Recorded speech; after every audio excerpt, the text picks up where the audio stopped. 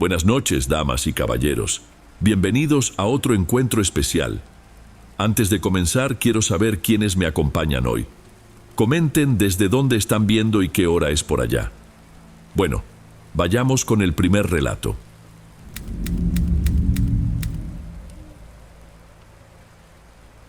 Hay aromas que se te graban para siempre. El de ese departamento era una mezcla rara de salitre, limpiador económico y mojo.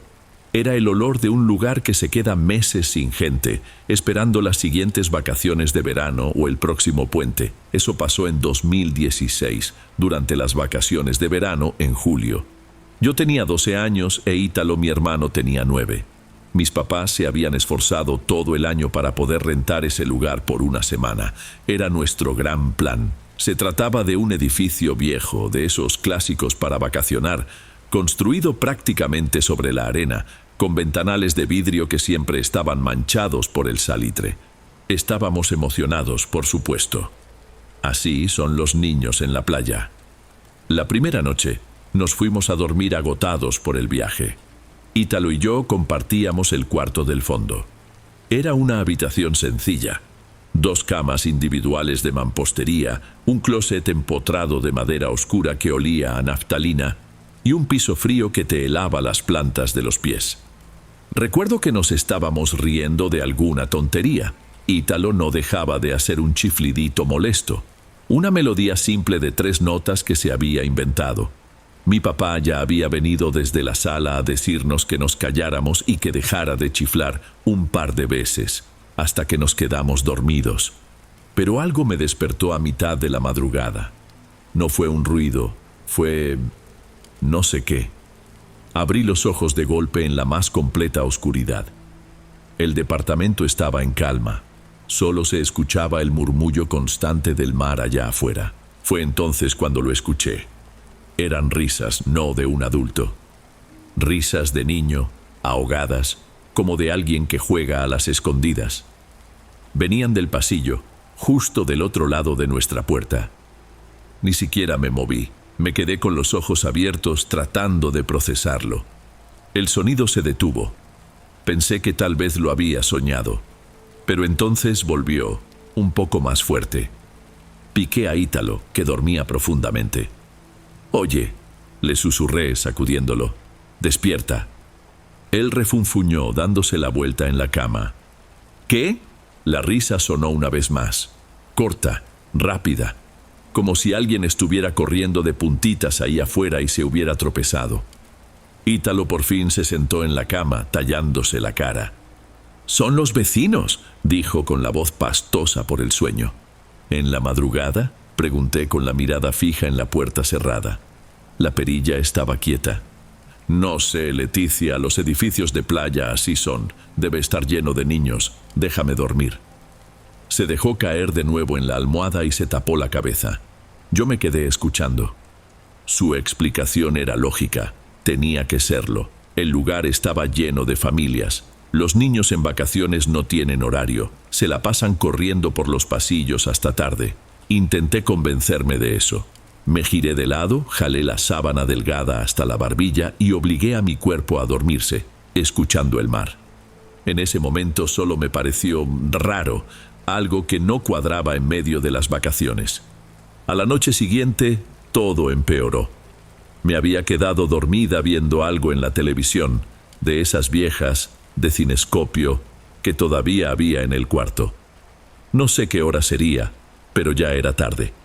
Ítalo roncaba suavemente en su cama. Estaba en ese estado entre dormida y despierta cuando escuché su voz. Leticia venía del baño, que estaba ahí mismo, en una puertecita en la esquina de nuestro cuarto. «Pásame una toalla». Se me olvidó. Refunfuñé todavía medio dormida. «¡Ay, Ítalo!». Me levanté de la cama y el piso frío hizo que encogiera los pies. Fui hasta el baño.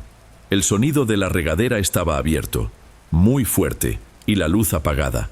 Solo salía vapor por debajo de la puerta. «¿Cuál quieres?», pregunté, todavía con los ojos cerrados. Silencio, solo el agua cayendo. «¿Ítalo?». Entonces, su voz de nuevo, ahogada desde adentro. La blanca. Me pareció raro que se bañara en la oscuridad.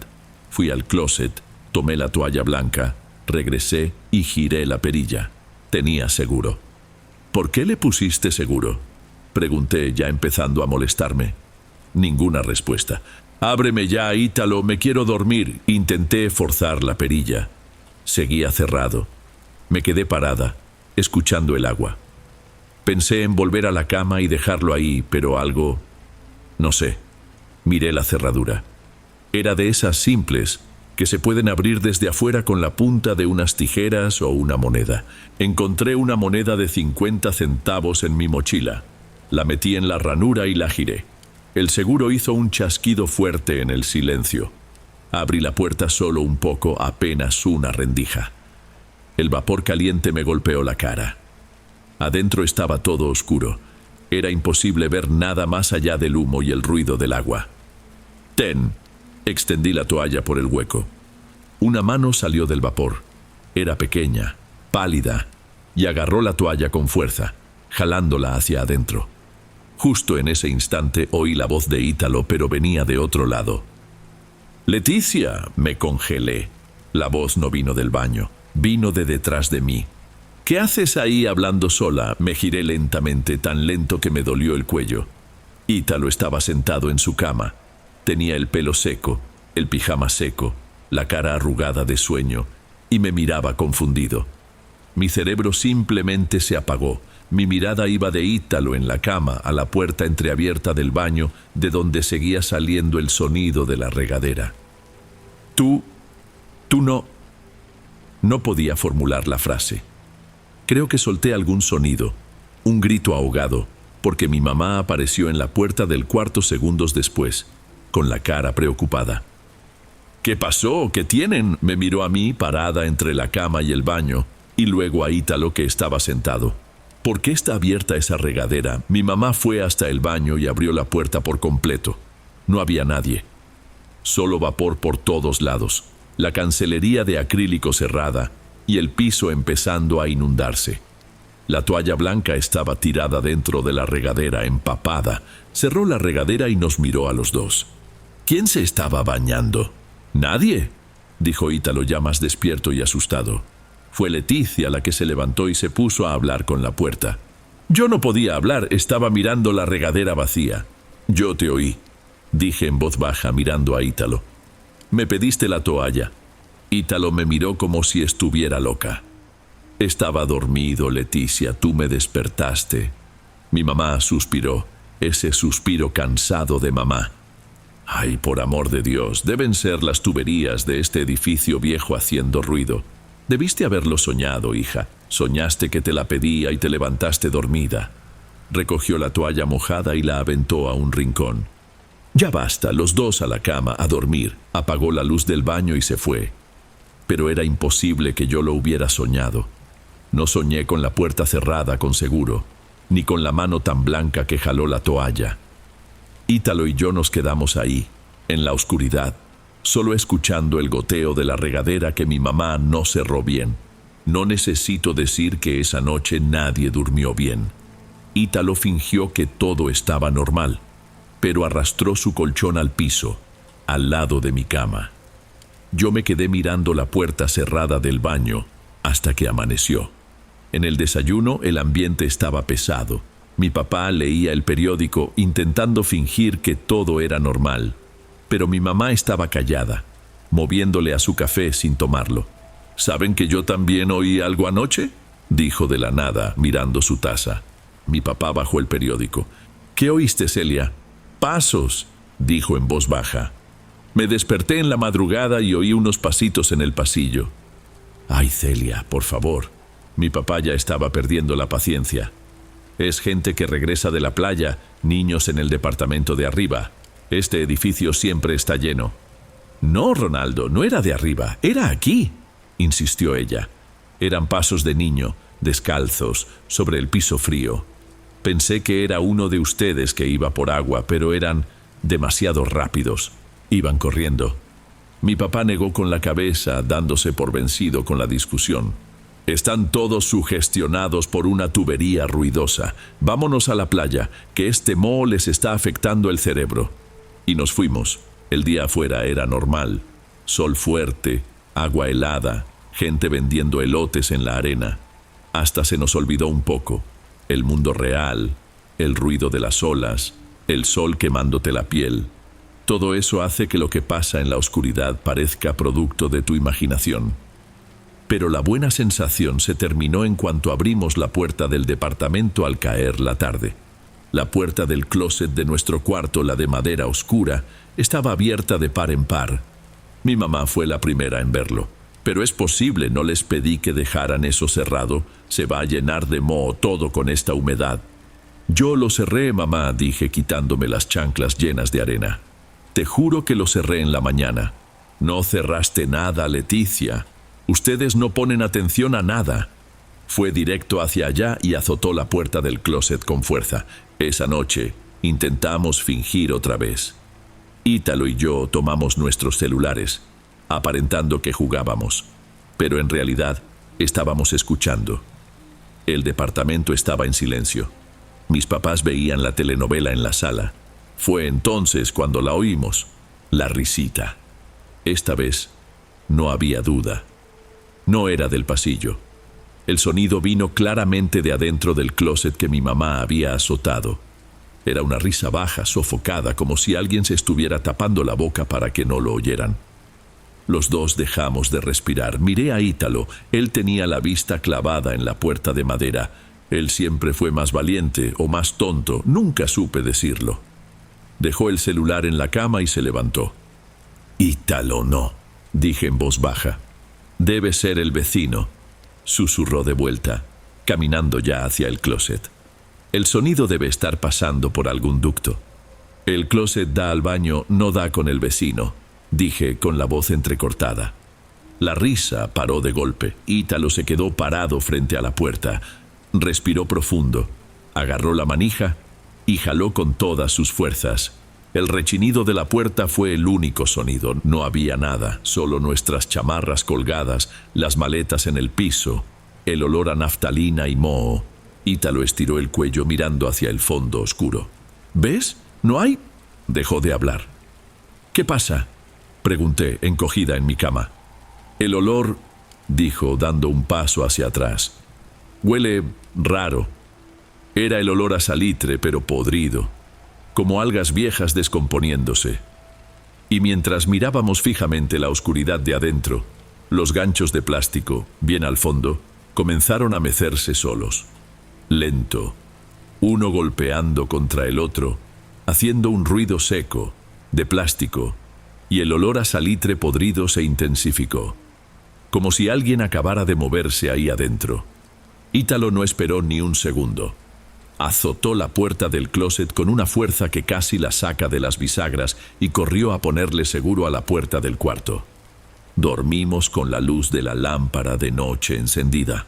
Al día siguiente llegó mi abuela. Mi mamá había quedado con ella de que pasara los últimos días, el fin de semana, con nosotros. Su llegada fue un alivio. La casa de la abuela tiene otro olor, otro ritmo. Llegó. Se quejó de nuestro desorden y en media hora ya estaba preparando un café decente, rompiendo el mal ambiente del departamento. Decidieron que ella dormiría en el sofá cama de la sala, que estaba más ventilado. Estábamos tan cansados de la noche anterior, del miedo del closet, que Ítalo y yo caímos rendidos. Nos desconectamos por completo, pero mi abuela no. Ella siempre ha tenido el sueño ligero. Se lo contó a mi mamá al día siguiente, muy bajito, pensando que no la estábamos escuchando. Pero yo sí oí. Mi abuela dijo que se despertó a mitad de la noche con sed. La sala estaba completamente a oscuras, solo con esa luz tenue de la luna entrando por el ventanal del balcón. Se sentó en el sofá cama y se quedó ahí, esperando a que sus ojos se acostumbraran. Fue cuando lo vio. Una silueta pequeña parada en la entrada del pasillo que daba a los cuartos. Pensó que era Ítalo. Por la altura, por el pijama que recordaba haberle visto puesto, parecía que estaba simplemente parado ahí, mirándola. «Ítalo», lo llamó mi abuela en voz baja. «¿No puedes dormir, mi hijo?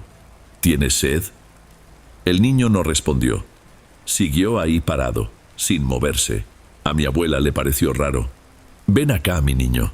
¿Estás sonámbulo?» Empezó a levantarse del sofá.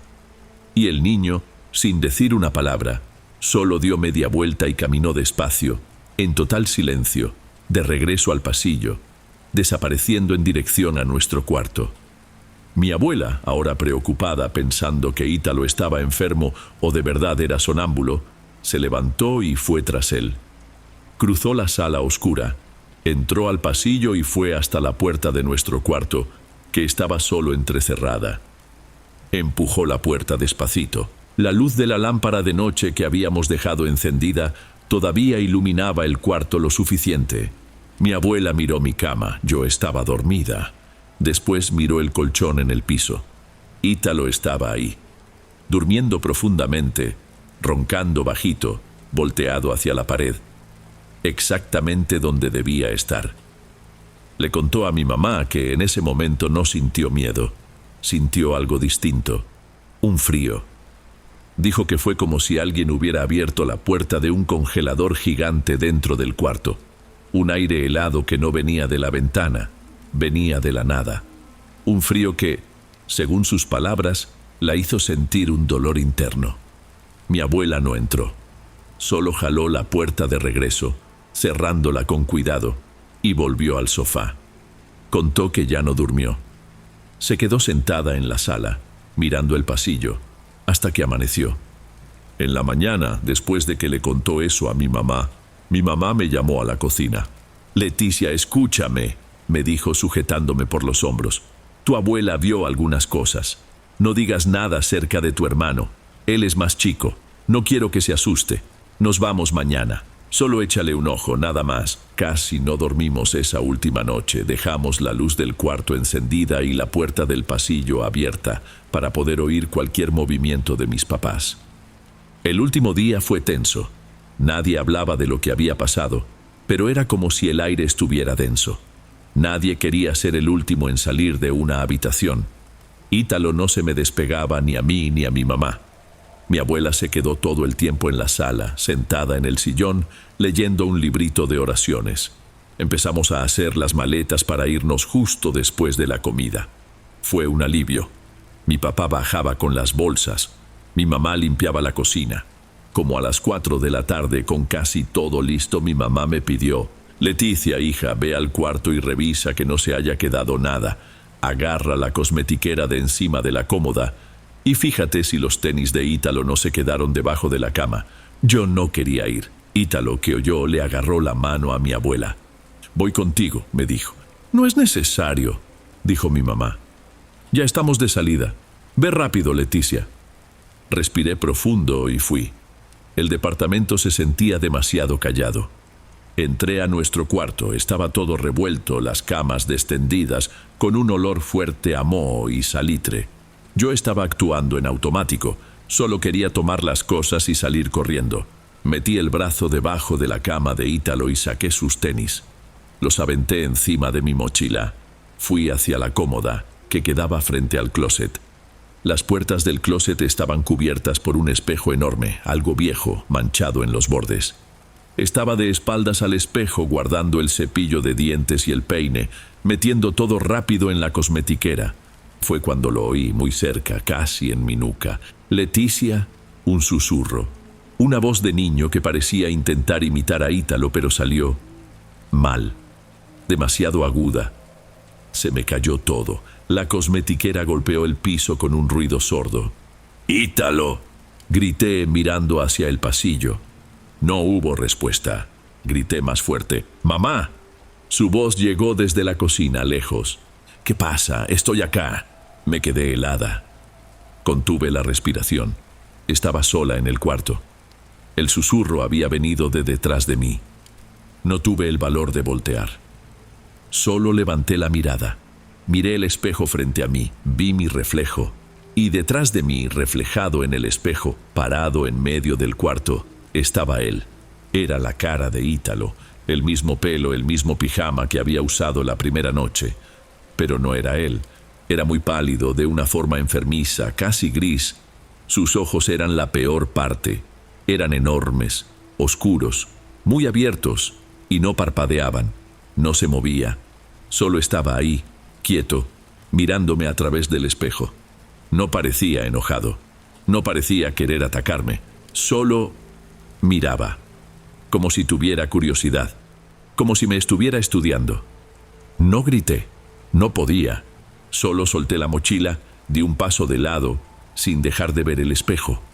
Fui caminando de espaldas hasta que sentí el marco de la puerta y en cuanto lo crucé, corrí. Corrí por el pasillo, pasé de largo junto a mi mamá en la sala, que me preguntó qué pasaba. Bajé las escaleras corriendo. Ni siquiera esperé el elevador. Abrí la puerta del coche que mi papá ya había dejado abierto en la calle, me metí, cerré de un portazo y le puse el seguro. Me quedé ahí mirando hacia la ventana de nuestro departamento, esperando que el resto de mi familia bajara. Mi mamá apareció en la ventana del coche unos minutos después, golpeando el cristal. «Leticia, ¿qué te pasa? ¿Por qué saliste corriendo así?» Yo solo negué con la cabeza, no pude explicarlo. Los demás bajaron, mi papá cerró la cajuela y nos fuimos. No volteé a ver la ventana del departamento ni una sola vez mientras el coche se alejaba. El viaje de regreso fue largo. Nadie tocó el tema. En casa todo parecía normal. El olor de nuestro pasillo, nuestros muebles de siempre, nuestros cuartos. Los primeros días, Ítalo y yo todavía dormimos en la misma habitación, pero pronto la rutina le ganó al miedo. Cada quien regresó a su cama, a sus cosas. La vida simplemente siguió. Mis papás nunca más volvieron a hablar de los ruidos.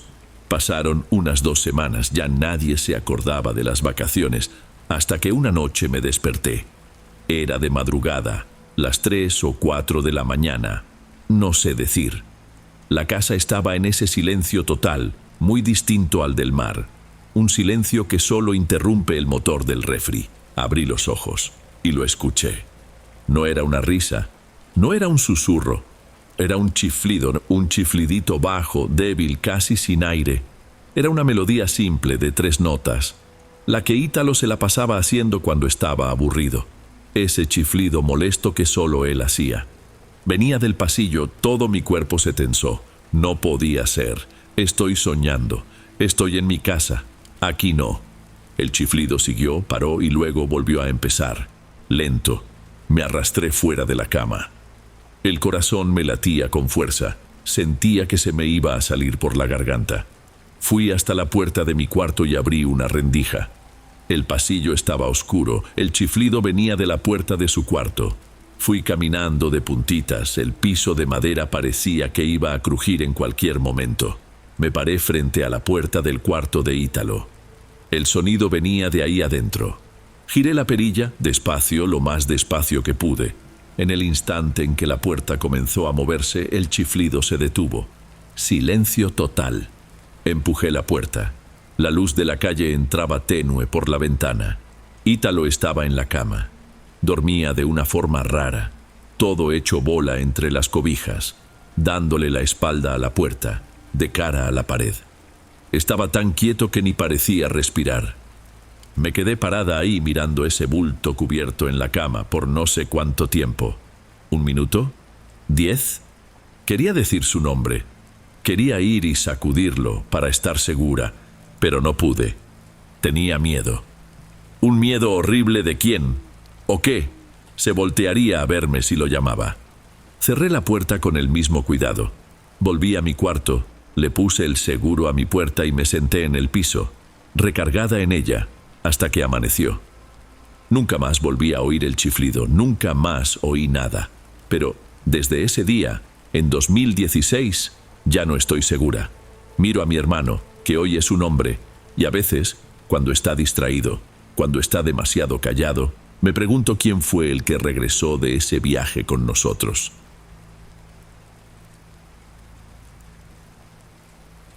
Antes de pasar al siguiente relato, asegúrate de estar suscrito al canal y de haber activado la campanita para recibir las próximas historias. Aprecio mucho tu compañía y tu apoyo hace toda la diferencia. Bueno, sigamos.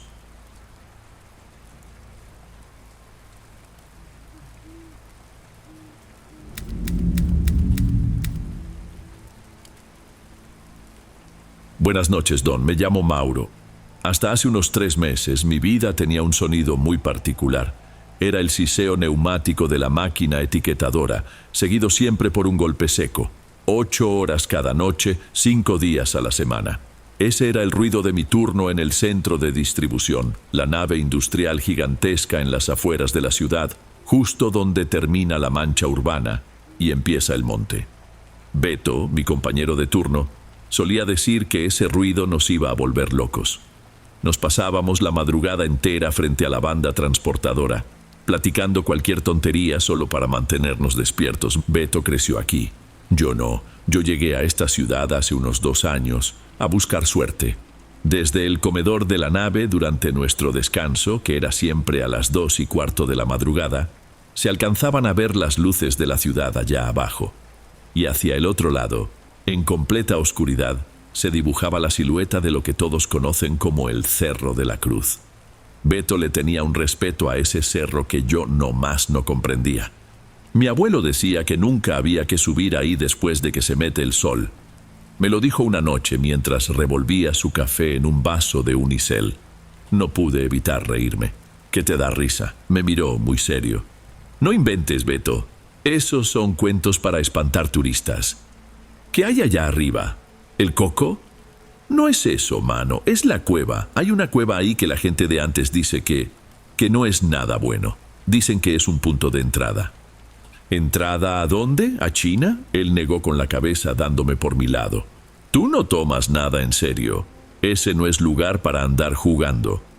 Para mí todo eso era puro folclor. Lo más que encontrarías ahí de noche sería un coche estacionado en algún rincón oscuro o la banda que sube a meterse porquerías. Pero esa plática se me quedó grabada.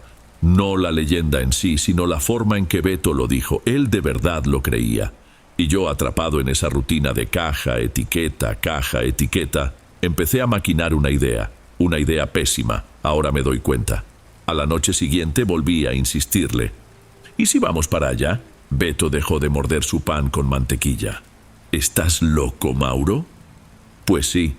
Descansamos el sábado, subimos, llevamos la casa de campaña, pasamos la noche. Si de veras hay un punto de entrada, le tomo una foto. Y si no, por lo menos vemos el amanecer desde un lugar diferente. Yo sé que estaba siendo un idiota, básicamente me estaba burlando de él.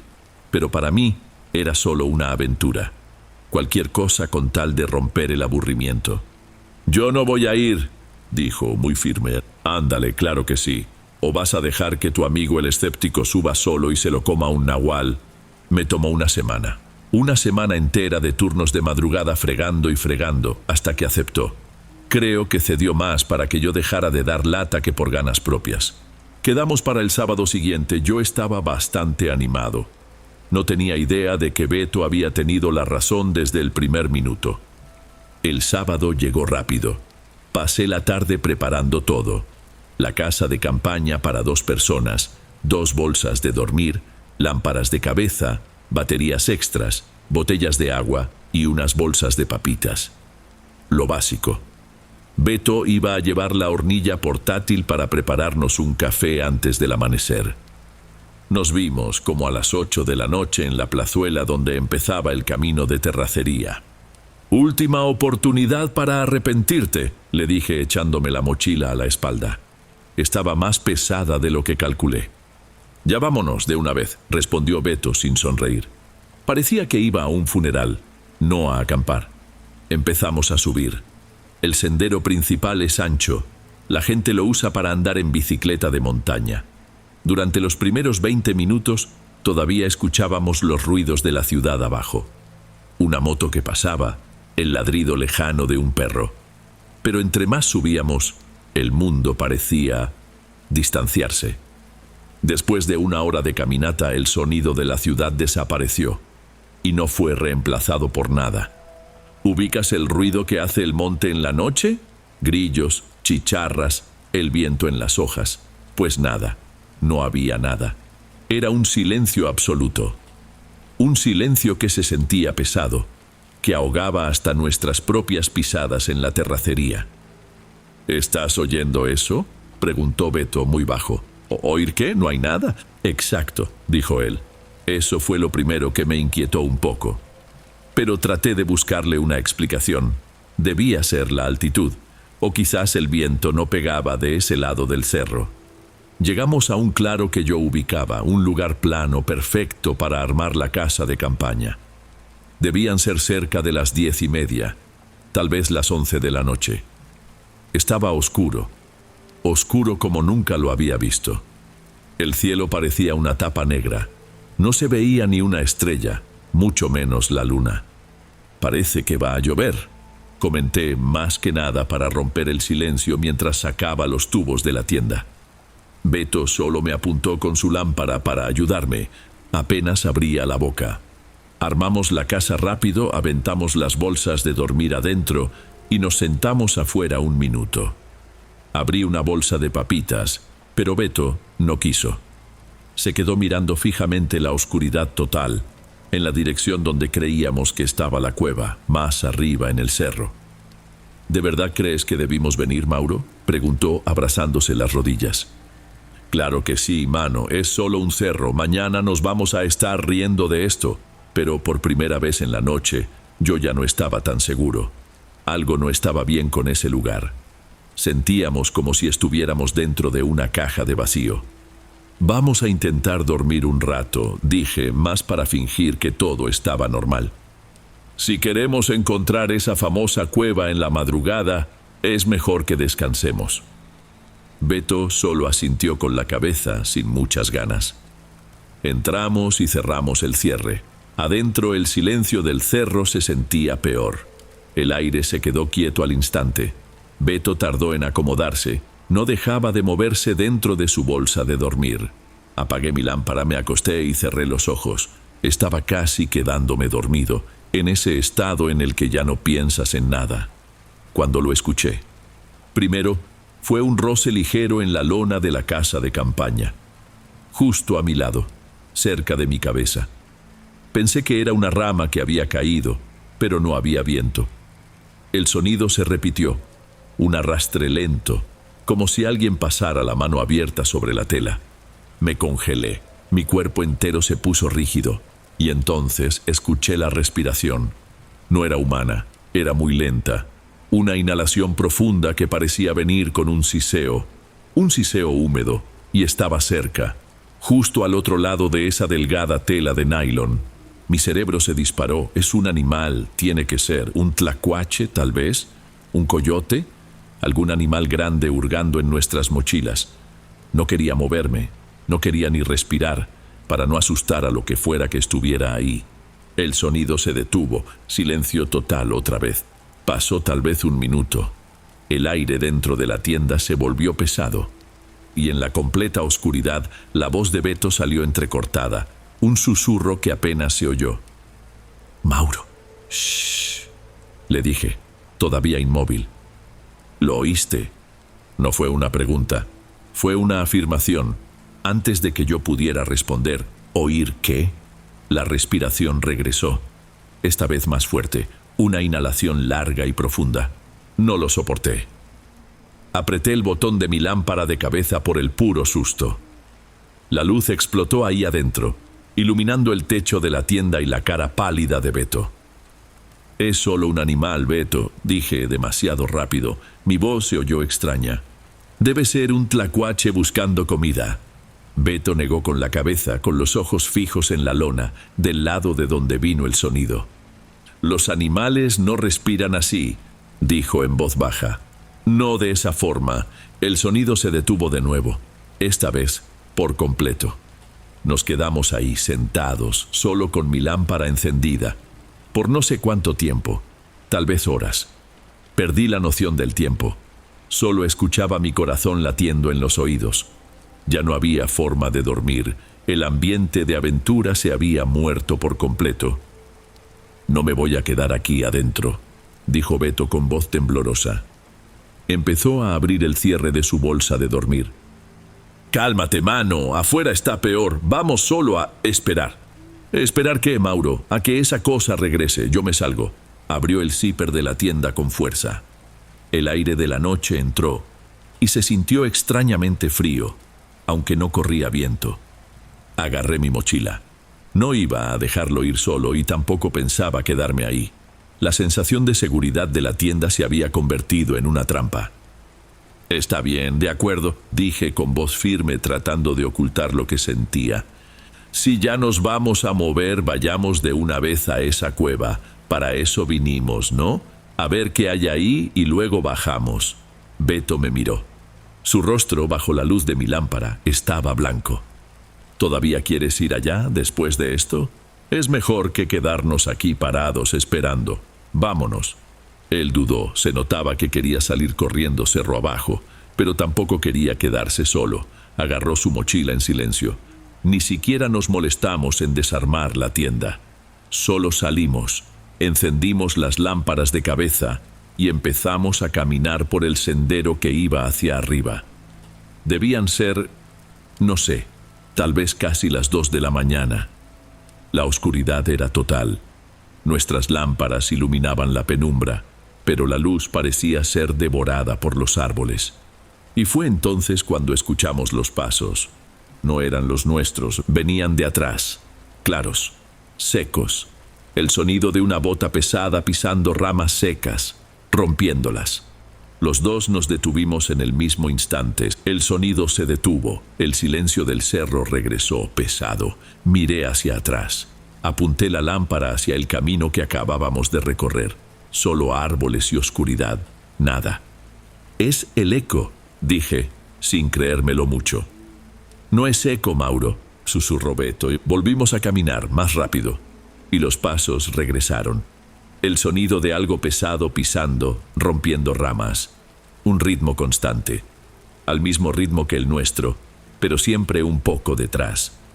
Como si algo nos estuviera siguiendo, a unos 20 metros de distancia, sin la menor intención de ocultarse. «Corre», dijo Beto. Empezamos a trotar, y los pasos detrás de nosotros aceleraron también. Ya no era una caminata, era una carrera pesada. Nos detuvimos otra vez jadeando, y los pasos se detuvieron. «¿Quién anda ahí?», grité. Mi voz salió ahogada, como si estuviera gritando en un cuarto lleno de cobijas. Ninguna respuesta. Yo ya no era el escéptico, tenía miedo, un miedo helado. No era un animal, no era otro campista, era otra cosa. Y estaba jugando con nosotros. Beto apuntó la lámpara hacia el frente, su mano temblaba tanto que la luz temblaba sobre el sendero. «La cueva, es ahí». Miré hacia donde señalaba. No era una cueva obvia, con una entrada grande. Era una fisura en la roca, una grieta oscura entre dos piedras gigantes, parcialmente oculta por matorrales secos. Conforme nos acercábamos nos llegó el olor, un olor fuerte a óxido, como a fierro viejo, o como cuando te muerdes el labio y pruebas la sangre. Pero estaba mezclado con tierra húmeda, una humedad que parecía venir de muy, muy adentro. Los pasos detrás de nosotros habían desaparecido. El cerro estaba mudo otra vez. Solo éramos nosotros y ese agujero. «¿Y ahora qué?», susurró Beto, parado a unos 2 metros de la entrada. «Ahora vamos a ver qué hay ahí», dije. Mi voz quería quebrarse, pero la forcé. «Vamos, rápido», entré yo primero. 2 pasos adentro y el aire cambió. Se puso helado, pero era un frío estancado, sin corriente. Y nuestras lámparas, las 2 al mismo tiempo, fallaron. No se apagaron, pero la luz perdió potencia. El haz blanco y fuerte se volvió débil, amarillento, apenas iluminando nuestras propias manos. Parecía que las baterías se estaban acabando. Baterías nuevas. «¿Mauro?», lo llamé mirando hacia atrás. Mi voz se oyó extraña, muerta, sin eco, como si la piedra se tragara el sonido apenas salía de mi boca. «Estoy aquí». La voz de Beto llegó lenta, distorsionada. Parecía que estaba hablando bajo el agua, a metros de distancia, aunque estaba pegado a mí. La cueva era solo un pasillo angosto. Avanzamos agachados. El olor a óxido se volvió insoportable. Mi luz débil iluminó algo en el suelo, en un rincón. No era piedra, era un ensamblaje, un objeto. Tenía cables de cobre gruesos, de esos de instalación eléctrica, todos enrollados y retorcidos. Estaban amarrados alrededor de plumas negras, quizás de zopilote, y todo estaba sujeto con cinta de aislar negra ya gastada. Acerqué la lámpara, la luz amarilla apenas revelaba los detalles, y fue cuando lo vi, atrapada entre los cables y la cinta, una hilera de dientes, amarillentos, desgastados, parecían dientes humanos. Oí a Beto contener la respiración detrás de mí, y entonces desde el fondo de la oscuridad, a donde nuestra luz no llegaba, vino el llanto. No había duda, un llanto de niño, un llanto agudo de bebé recién nacido que no rebotaba, sino que vibraba en las paredes. Mi cerebro intentó procesarlo, es una grabación, alguien dejó un celular sonando, pero era demasiado real. Tenemos que largarnos, ahora, dije dándome la vuelta. La lámpara de Beto se apagó por completo, un clic y oscuridad total de su lado. Soltó un sonido, un grito corto, ahogado, y en el instante en que su grito murió la voz llegó, no entró por mis oídos, explotó dentro de mi cabeza. Una voz que no era ni masculina ni femenina, una voz grave, profunda, que parecía tener 1000 años. ¿Qué buscan? Salimos corriendo. No sé si correr sea la palabra. Nos arrastramos hacia atrás, golpeándonos con las paredes. Beto cayó de rodillas, y yo lo empujé para que se levantara. Era una desesperación total, una huida frenética para salir de ese agujero oscuro. Yo no miraba atrás. Solo oía el sonido de Beto ahogándose y el arrastrar de nuestras botas en la piedra. Yo solo quería el aire libre. Choqué de cara contra algo, con fuerza. No fue un raspón, fue un golpe seco, como si hubiera corrido directo contra un muro de concreto. El golpe fue justo a la altura de la entrada, pero el impacto me lanzó hacia atrás.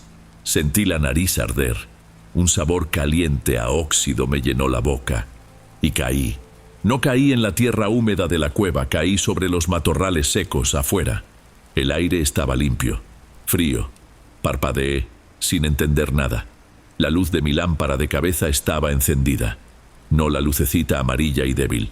La luz blanca, fuerte, normal, iluminando los árboles. Beto estaba a mi lado, sentado, no caído, miraba fijamente algo. ¿Mauro? Su voz salió como un rasguño. ¿Qué pasa? Me llevé la mano a la nariz que me latía. Mira la hora, levantó la muñeca. Su reloj digital brillaba. Saqué mi celular del bolsillo. La pantalla se encendió. 2:42 de la mañana. Miré a Beto, él me miró a mí. No puede ser, dije. ¿Salimos de la tienda? ¿Hace qué? ¿Media hora? No estuvimos ni un minuto allá adentro, Mauro. Mi cerebro se detuvo. No tenía sentido. Habíamos caminado por el pasillo. Yo vi el objeto. Oímos el llanto. Olí el óxido. Pero el reloj decía que no. El reloj decía que acabábamos de llegar. Pero... ¡mi nariz! Me toqué y mis dedos salieron limpos. Sin sangre. Pero dolía. ¿Y tú estás...? Beto se miró la rodilla. Los pantalones de mezclilla estaban rasgados. La rodilla raspada y sangrando. ¿Te raspaste ahorita, al caer?, le pregunté. Él negó con la cabeza, lentamente. No, me raspé allá adentro, cuando me empujaste. Y antes de que pudiera procesar lo que dijo, me señaló. Mauro, tu mochila. Miré hacia abajo. Yo había soltado la mochila abierta en el suelo de la cueva para arrodillarme. Ahora la traía en la espalda, y colgando por fuera del zipper, balanceándose lentamente. Eran los cables de cobre, las plumas negras, la cinta de aislar. Solté un grito que no parecía mío. Me arranqué la mochila de la espalda, la aventé al suelo. El objeto cayó entre los matorrales, viéndose todavía más asqueroso bajo la luz blanca. Beto se arrastró hacia atrás, alejándose de mí. «¿Lo agarraste, Mauro? ¿Tú lo agarraste?» Me miraba con pavor, acusándome. «No, te lo juro, no lo toqué, no agarré nada». Nos miramos por un segundo y empezamos a bajar. No fue una caminata, fue una huida. Nos resbalábamos en la tierra, nos tropezábamos con las raíces. El silencio había desaparecido. Ahora el viento soplaba y traía voces, decenas de ellas. Susurros débiles que parecían venir de todas direcciones. ¿Qué encontraron? ¿Qué buscaban? ¿Qué se llevaron? Beto empezó a rezar en voz baja, un rosario que yo ni sabía que traía. Yo no soy de rezar, pero metí la mano en la cartera y agarré una estampita de San Benito que mi abuela había puesto ahí años atrás. Me aferré a ese papel gastado como si mi vida dependiera de ello. Solo dejamos de correr cuando vimos las primeras luces de la ciudad allá abajo. Beto no me habló. Llegamos a la plazuela. Él se fue por un lado y yo por el otro. Fue la última vez que hablé con él. Renunció al centro de distribución el lunes. Le mandé un mensaje. Lo vio, pero nunca respondió. Yo regresé a la chamba, pero el turno de la madrugada nunca volvió a ser el mismo. Vivo en un departamento, en un tercer piso, y van 3 noches que me despierto por el olor. Ese olor a óxido y tierra húmeda viene de la coladera del baño. Creo que Beto piensa que yo acepté algo de esa cueva, que hice algún tipo de intercambio. La verdad es que no lo sé. Solo sé que fui allá para demostrar que no existía nada. Y ahora daría todo por volver a ser el tipo que no creía en nada.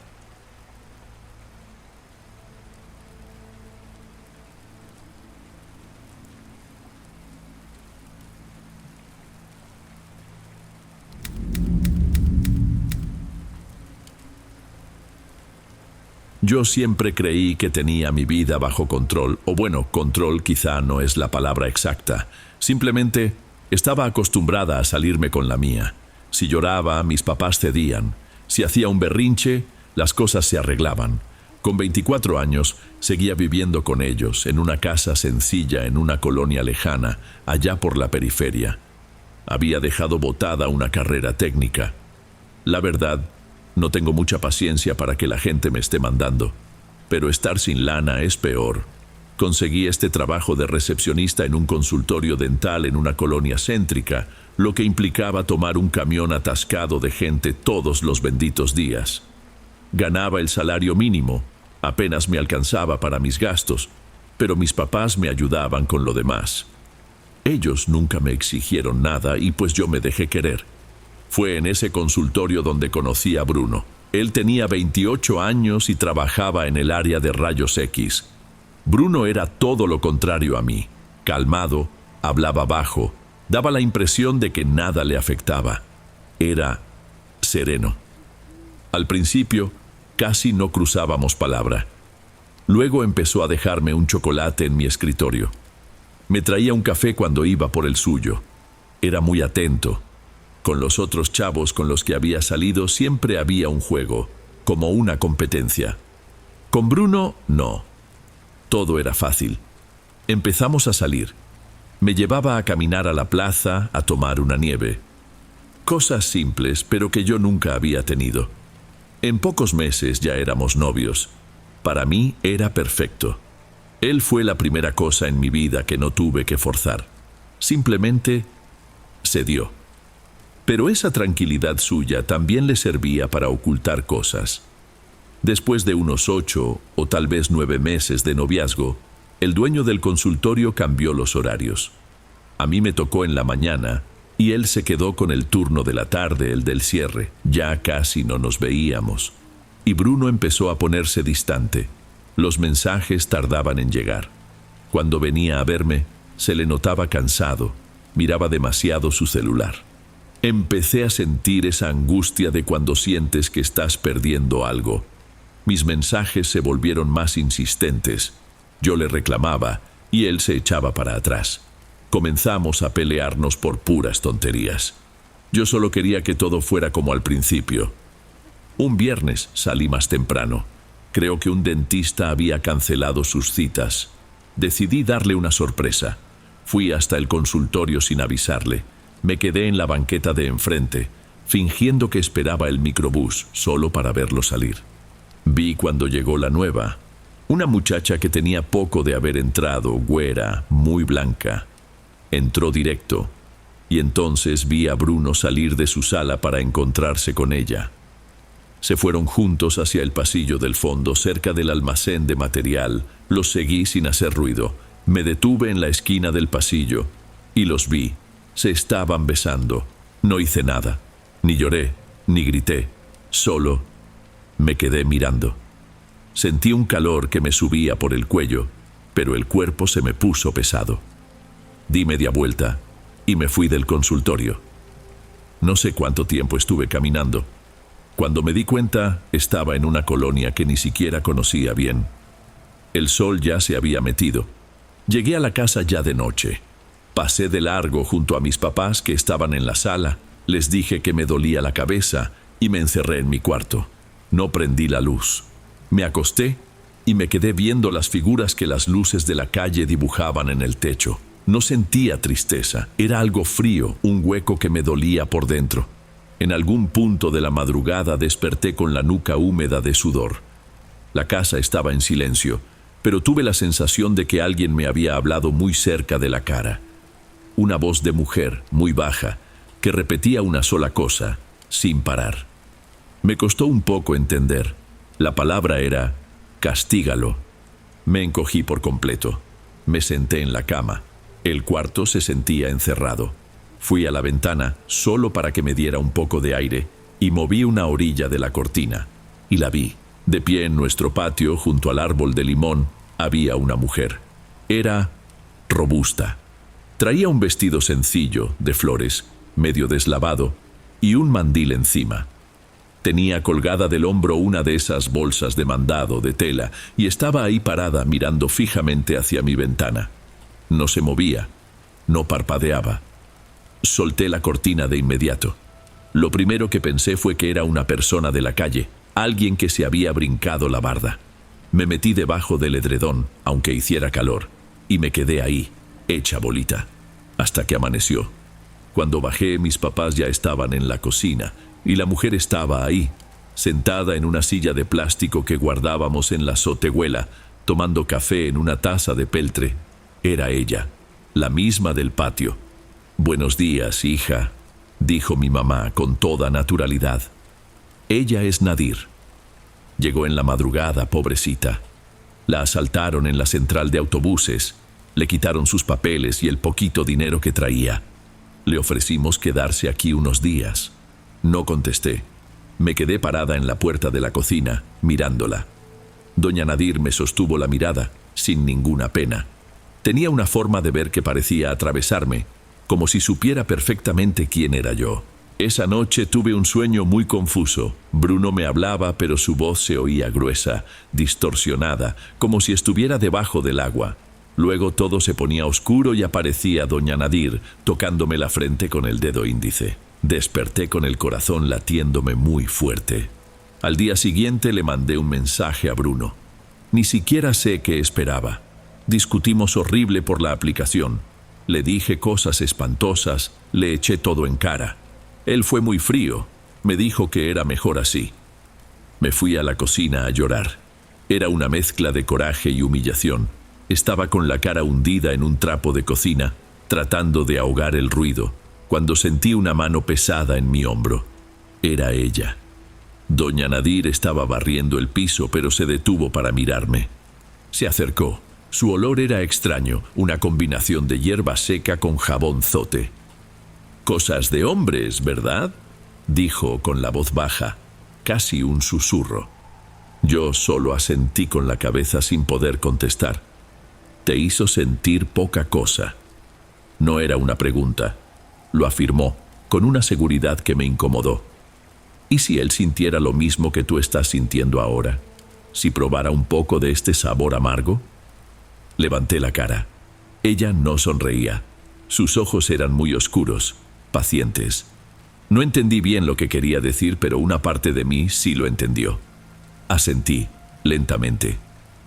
Esa tarde mis papás salieron a visitar a un tío mío que estaba en el hospital. Me quedé sola con ella. Yo estaba en la sala fingiendo que veía la tele, cuando me llamó desde la cocina. «Si de verdad lo quieres, tiene que ser ahora, pero tienes que quererlo de a de veras, Catarina». Fui. Había limpiado la mesa de la cocina, se quitó la bolsa de mandado del hombro y empezó a sacar sus cosas. No era nada muy impresionante, pero provocaba una sensación extraña. Tenía veladoras de colores raros, un manojo de hierbas muy secas, unos frasquitos con líquidos oscuros y dos figuras pequeñas. Parecían de barro crudo, amarradas una con la otra con un cabello grueso. Me ordenó que me sentara. Obedecí. Sentía nervios en la boca del estómago, pero no podía echarme para atrás. Era como si mi odio fuera más grande que mi sentido común. Doña Nadir prendió una veladora negra y gruesa. Puso uno de los frascos en el centro de la mesa. El líquido parecía aceite. Entonces ella empezó a murmurar. No era un rezo que yo conociera. Eran sonidos que venían del fondo de su garganta, palabras que parecían enredársele en la boca. El ambiente en la cocina cambió de golpe. Se sintió difícil respirar. ¿Saben cómo se pone el aire antes de una tormenta? ¿Que se siente pesado? Era esa misma sensación. El cristal de la ventana de la cocina empezó a empañarse, pero por dentro. El foco del techo parpadeó 1, 2 veces y luego bajó su intensidad. La miré a los ojos. Se le pusieron claros. No sé cómo explicarlo. Parecía que la pupila se le había borrado, que era solo el iris, de un tono grisáceo. El aire se enfrió. No era un escalofrío. Era un frío que salía de adentro que me hacía doler los huesos. La flama de la veladora negra se inclinó hacia mí, pero no se apagó. Quise decir algo, preguntar qué era eso, pero sentía la lengua pegada al paladar. Agarró una de las figuras de barro y un frasquito. Derramó el líquido oscuro sobre el muñeco y siguió murmurando. El olor a hierba quemada se mezcló con algo más, algo como a fierro oxidado o sangre seca. Después de un buen rato se levantó y fue a la ventana.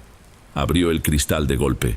Un viento helado entró, apagando las otras velas más chicas que había prendido, pero no la principal. Yo me encogí en la silla. Doña Nadir levantó la mano derecha hacia la oscuridad del patio, como si estuviera llamando a alguien. Sus dedos temblaban, pero no de frío. Y entonces dijo una palabra, fuerte. No entendí qué era, pero el sonido hizo vibrar los vasos en la alacena. De repente todo se quedó mudo. El ruido de los grillos de afuera, los perros de los vecinos, todo desapareció. El mundo parecía estar en pausa. Se volteó hacia mí con la expresión dura. Está hecho. Doña Nadir se acercó y me apretó el hombro con fuerza, con la mano que había extendido hacia afuera. Sentí un calor tremendo, un piquete fuerte que traspasó mi blusa y me quemó la piel. Grité en voz baja. No dijo nada más. Recogió sus cosas con calma, apagó la veladora negra con los dedos y se encerró en el cuartito del fondo. No dormí esa noche. Me quedé acostada, sintiendo cómo me latía el hombro. No era un dolor fuerte, era como una pulsación caliente que venía desde adentro. Cuando amaneció, me bajé el tirante de la blusa frente al espejo. Tenía una marca roja en la piel, redonda, del tamaño de una moneda vieja. Parecía una quemadura, pero la piel no estaba ampollada, solo marcada. Pasé los siguientes días como ida. Doña Nadir actuaba como si nada hubiera pasado. Le ayudaba a mi mamá a tender la ropa, barría el patio. Ninguna de las dos mencionó el ritual. Yo traté de no pensar en Bruno. Bloqueé su número. Pedí unos días en el consultorio. Dije que traía una infección estomacal. Después de 3 o 4 días me ganó la curiosidad. Abrí el grupo de mensajes de la gente del trabajo. Ya había algunos chismes circulando. Una de las asistentes comentó que Bruno había faltado 2 días, sin avisar. Otra dijo que lo había visto salir el lunes, que parecía borracho o enfermo. Leía eso y sentía un hueco en el estómago. ¿Era culpa? Un poco. Pero había algo más, una sensación extraña de poder. De que por primera vez había hecho algo que de verdad tuvo un efecto. El sábado tuve que regresar para cubrir mis horas de la mañana. En el consultorio había un ambiente raro. La novata güera no me volteó a ver. Nadie habló mucho. A la hora del descanso fui a comprar un refresco a la tiendita de la esquina y lo vi. Estaba sentado en la banqueta cerca de la parada del camión, pero no parecía estar esperando a nadie. Estaba acabado, flaco, mucho más flaco. Traía la misma ropa del trabajo de hacía días, toda arrugada. La cara, que siempre traía rasurada, estaba cubierta por una barba rala y sucia. Miraba a la nada. Tenía unas ojeras profundas, moradas. No parecía Bruno. Me le quedé viendo de lejos. Algo en su postura, todo encogido, me dio un nudo en la garganta. Parecía un cascarón vacío. Regresé a la casa más temprano de lo normal. Cuando llegué, doña Nadir estaba en la cocina limpiando unos frascos oscuros que yo nunca había visto. «¿Cómo te fue?», preguntó, sin voltear. «Normal». Soltó una risita seca que no le llegó a los ojos. «¿Lo viste?», le conté lo que había visto. Su aspecto, la mirada perdida. Ella solo movió la cabeza, despacio, como si ya se lo esperara. Caminó hasta la ventana de la cocina y se quedó viendo el árbol de limón. Fui tras ella casi por instinto, y fue cuando lo vi por primera vez. Entre las ramas del árbol algo se movió. No era un animal, no era el viento. Eran sombras, varias. Se arrastraban por el suelo entre los arbustos. No tenían una forma definida, pero parecían tener brazos, cabezas. No caminaban, se reptaban. Contuve la respiración. Doña Nadir puso la palma de su mano en el cristal. Las figuras de afuera parecieron agitarse, se acercaron más. Golpeaban el vidrio, pero sin hacer ruido, como si pidieran entrar. Salí corriendo de ahí. Me encerré en mi cuarto con el corazón latiéndome muy fuerte. Esa noche empecé a oír los ruidos. Eran golpes en el techo, pasos ligeros, arrastrados, como si alguien caminara descalzo allá arriba. Yo sabía que algo andaba muy mal, y el terror ya no era por Bruno. Era por lo que yo había metido a mi casa. La marca en mi hombro se sentía como si ardiera. La aparición, o lo que fuera eso, dejó de ser discreta. Mi papá empezó a quejarse de dolores constantes. Primero, una punzada en el cuello que no se le quitaba. Luego, dolores de espalda que lo hacían caminar encorvado. Las medicinas que le recetó el doctor no le hacían efecto. Empezó a tener pesadillas horribles. Una noche lo oí gritar, un grito seco de puro miedo. Corrí al cuarto de mis papás. Mi mamá estaba prendiendo la lámpara de noche, asustada. Mi papá estaba sentado en la cama, empapado de sudor, con los ojos muy abiertos tratando de jalar aire. Había alguien me estaba agarrando, dijo con la voz ronca, llevándose la mano al cuello. Algo me estaba sujetando, apretando. Mi mamá le dijo que fue un mal sueño y fue a buscarle un vaso de agua, pero yo vi la marca roja en los dedos de ella cuando intentó calmarlo. Supe que no había sido un sueño. Esa cosa estaba saliendo de mí y pasándose a ellos. Al día siguiente esperé a que mi mamá se fuera al mercado y fui al cuartito del fondo. La puerta estaba apenas recargada. Doña Nadir estaba adentro, sentada en la orilla de la cama individual, viendo la pared despintada. «Tiene que parar», le dije con la voz quebrada. «Lo que sea que haya hecho, tiene que detenerlo. Está lastimando a mi papá». Ella volteó la cabeza lentamente. Esa mirada oscura que tenía parecía no tener fondo. «Yo no hice nada, Catarina. Yo solo te mostré el camino. Tú fuiste la que aceptó. Tú abriste la puerta. Entonces, ciérrela». Casi grité, sintiendo cómo se me subían las lágrimas de desesperación. Yo hago lo que sea. Le pago».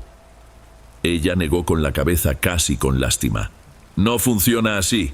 Una puerta de esas no se cierra. Lo que se hizo no se puede deshacer». Hizo una pausa. «Pero se puede regresar». Me aferré a esa idea. ¿Regresarlo? ¿Cómo?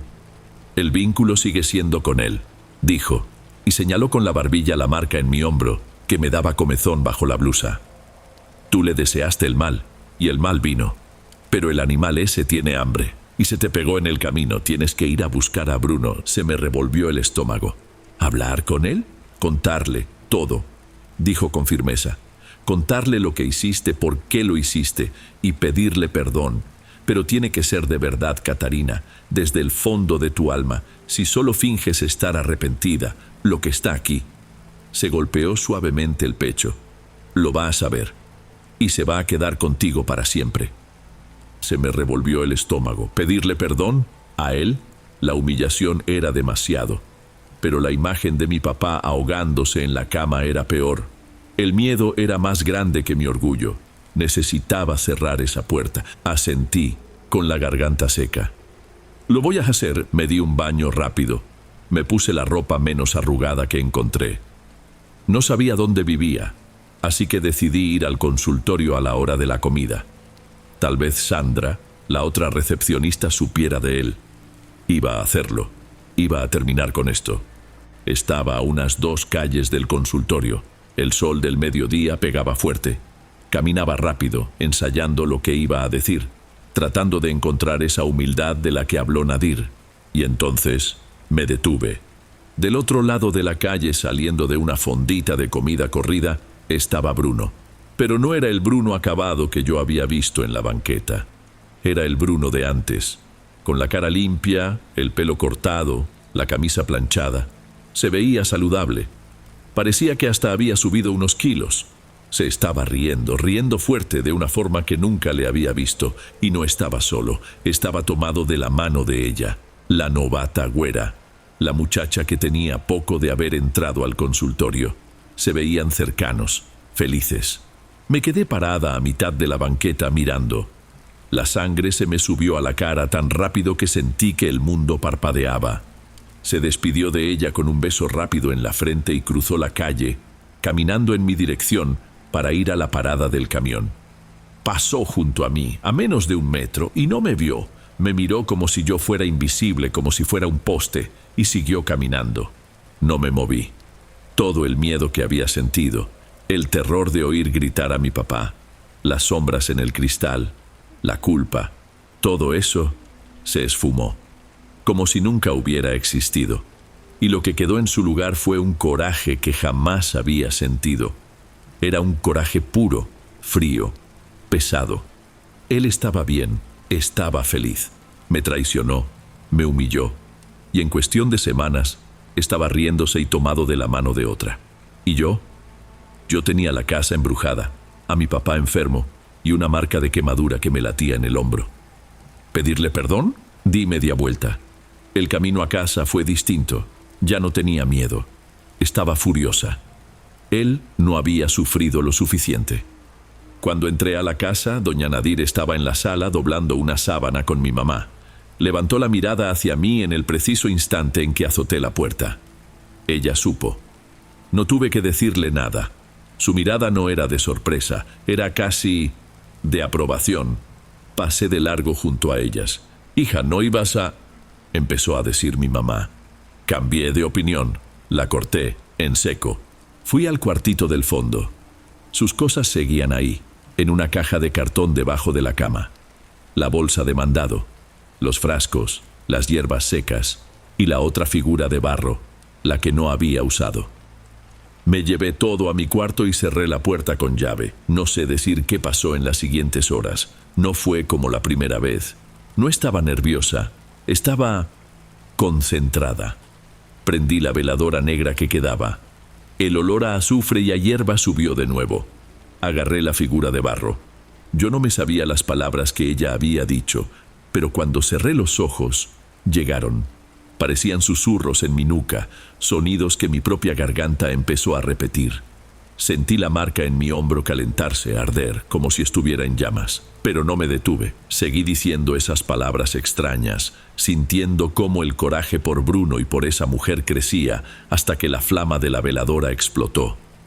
La cera caliente voló, pero no me tocó. Y el cuarto se quedó en silencio. Esa noche, los golpes en el techo pararon. Las sombras desaparecieron del patio. En los días siguientes mi papá mejoró. El dolor del cuello se fue como si nunca hubiera existido. Mi mamá dejó de tener pesadillas. La casa volvió a la normalidad, pero yo no. Doña Nadir se fue una mañana antes de que todos despertaran.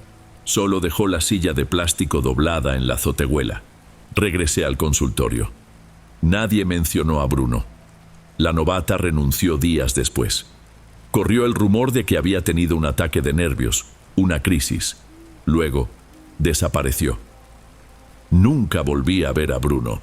El problema es que el silencio de afuera solo hizo que el ruido aquí adentro aumentara.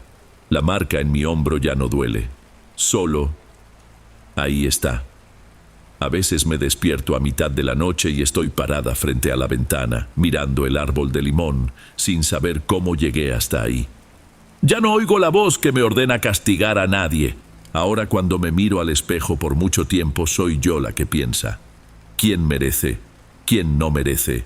Y las palabras llegan. Las palabras siempre llegan.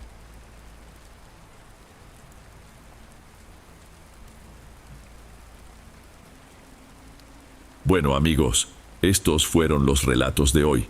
Espero de corazón que les hayan gustado. Subo nuevos videos todos los días y me dará mucho gusto verlos en los próximos. Ahora en la pantalla les dejo otros 2 buenos videos que seguro les encantarán. Un abrazo de Dom y nos vemos por allá.